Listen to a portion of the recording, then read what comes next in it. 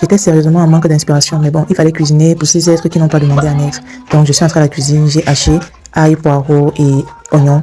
Après, je n'avais aucune idée précise de ce que je voulais cuisiner, mais bon, j'avais déjà haché tout ce qu'il fallait hacher et puis j'avais déjà prêté l'essentiel de ma préparation. En fait, je savais que je devais préparer du poulet avec des pommes, mais je ne savais pas de quelle manière. Donc, j'improvisais progressivement en attendant, dansant pour chercher l'inspiration.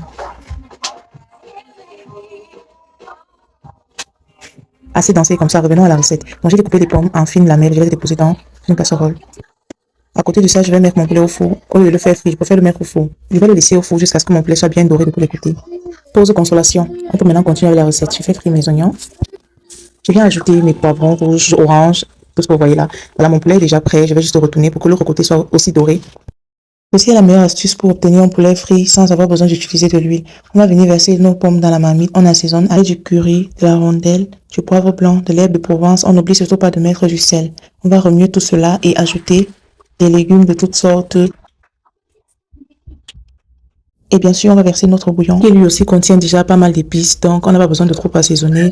Et là, je retire le poulet du four pour mettre directement dans ma marmite. Étant donné que mon poulet est bien doré, je vais le mettre directement dans la marmite pour qu'il puisse absorber le jus de cuisson. Le plat est prêt et laissez-moi goûter pour vous. C'est juste trop délicieux en fait.